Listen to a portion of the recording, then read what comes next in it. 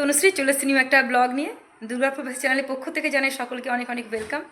আমি ফিরে এসেছি আবার নতুনভাবে নতুন নতুন ব্লগ নিয়ে। আমি ছিলাম কিছুদিন গায়েব, আবার ফিরে এসেছি আমার এই হাসি মুখটা নিয়ে। নিশ্চয়ই আপনারা ওয়েট করছিলেন আমার এই হাসি মুখটা দেখার জন্য। তো আমি আবার ফিরে এসেছি। আমার সকাল সকাল যাব গাছে জল দিতে এবং গাছগুলো দেখে নেব কেমন হাল, কারণ তাদের সাথে আমার অনেকদিন দেখা সাক্ষাৎ নেই। তাই ওদের সঙ্গে একটু দেখা করে নেব এবং আপনাদের জন্য নতুন নতুন ভিডিও নিয়ে আসবো। এইভাবেই থাকুন আমার সাথে, আমার ভিডিওর সাথে জুড়ে, এবং আমাকে সাপোর্ট করার জন্য অনেক অনেক ধন্যবাদ আপনাদের। উচ্ছে গাছটা ঝুলে ঝুলে একটা উচ্ছে দিয়েছে আমাকে। উচ্ছে গাছটা একটু ঝুলে গেছে, কিন্তু উচ্ছে দিতে ভোলেনি আমাকে। কি সুন্দর একটা ছোট্ট উচ্ছে হয়েছে।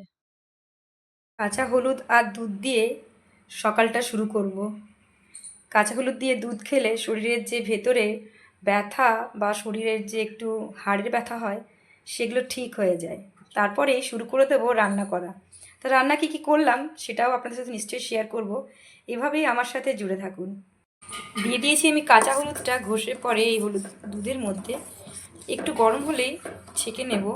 এই হলুদ দেওয়া দুধটা শুধু হাড়ে ব্যথা বা পেটে ব্যথা নয়, পিরিয়ডসের সময় যখন মেয়েদের একটু পেটে ব্যথা করে তখন খেলে উপকৃত হওয়া যায়। এই দুধটা খেলে মেয়েদের ভেতরে শরীরের শক্তিও পাওয়া যায় এবং ব্যথাও নির্মূল করে।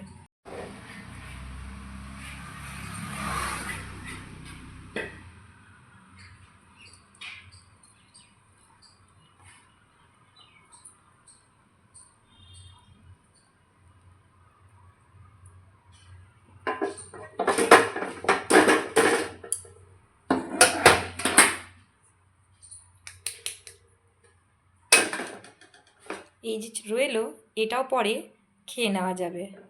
এবং সবাই বলে 1 কাপ চায়ে তোমাকে চাই, আমি বলি 1 কাপ দুধে তোমাকে চাই। তবে এই দুধটা খেয়ে ফিরছি এক্ষুনি। আজকে করব শাক, এবং শাকগুলো খুব ফ্রেশ। ফুলকপি আলু দিয়ে করব মাছের ঝোল। ফুলকপি আলু এবং 2টো টমেটো দিয়ে দিয়েছি সেদ্ধ হতে, এবং মাছগুলোকে নুন হলুদ মাখিয়ে নিচ্ছি ভালো করে।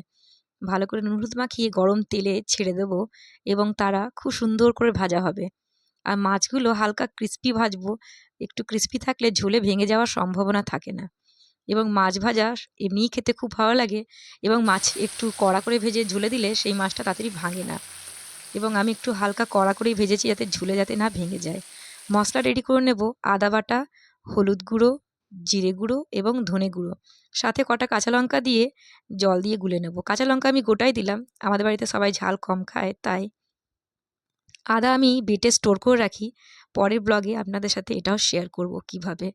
এবং ভাজা হয়ে গেলে ফুলকপিগুলো লাল লাল করে ভেজে নেব।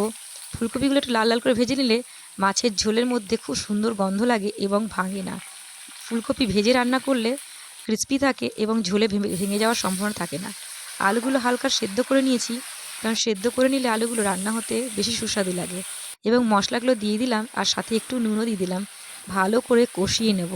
যতক্ষণ কষাবো ততক্ষণই বেশি সুগন্ধ উঠে উঠবে।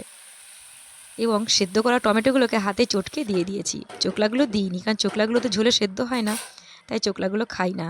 এবং তার উপরে মাছ এবং ধনেপাতা দিয়ে ফুটতে দিলাম। ধনেপাতা আর টমেটো দিয়ে এই মাছের ঝোল দুর্দান্ত লাগে খেতে, এবং পাতলা মাছের ঝোল তো খুবই অসাধারণ হয় খেতে। শাকগুলো নুন দিয়ে সেদ্ধ করে নিলাম, এবং রসুন লঙ্কা দিয়ে ফোড়ন দিয়ে নেব। এই শাকটা হালকা একটু বেগুন দিয়ে একটু ভাজা করব, কেননা পুনকার শাক বেগুন দিয়ে একটু পোস্ত বাটা দিয়ে করে। অবশ্যই আমি পোস্তটা বাটবো না, পোস্তটার উপরে একটু ছড়িয়ে দেবো। গোটা পোস্ত ছড়িয়ে দিলে দাঁতে লাগলে খুব ভাল লাগে খেতে। এবং বেগুনটা রসুন আর শুকনো লঙ্কা দিয়ে বেশ ভালো করে মজে গেলে সেই পর্যায়ে দেব আমি নুন, এবং হালকা নুন দেবো, কেননা শাকটা সেদ্ধ হওয়ার সময় নুন দিয়েছি, সেজন্য এখানে নুনটা একটু কম দেব। এবং ভালো করে ভাজা ভাজা হয়ে গেলে একটু ওপরে চিনি ছড়িয়ে দেব। বেগুনের মধ্যে হালকা চিনি দিলে এবং শাকের মধ্যে ওর মিষ্টিটা বেশ ভালোই বজায় থাকে এবং ভালো লাগে। আর ওপর থেকে পোস্ত একটু ছড়িয়ে দিলাম। পোস্ত ছড়িয়ে দিলে তার উপরে যে ভাজা ভাজা একটা পোস্তের গন্ধ ওঠে, এই গন্ধটা দুর্দান্ত লাগে। তো চলুন, দুপুরের থালা সাজিয়ে নিয়েছি। মাছের মাথা দিয়ে ফুলকপি আলু দিয়ে ঝোল, শাক এবং কড়া কড়া ডালের বড়া। দেখা হবে নেক্সট ভিডিওতে। ততক্ষণের জন্য টাটা, বাই বাই।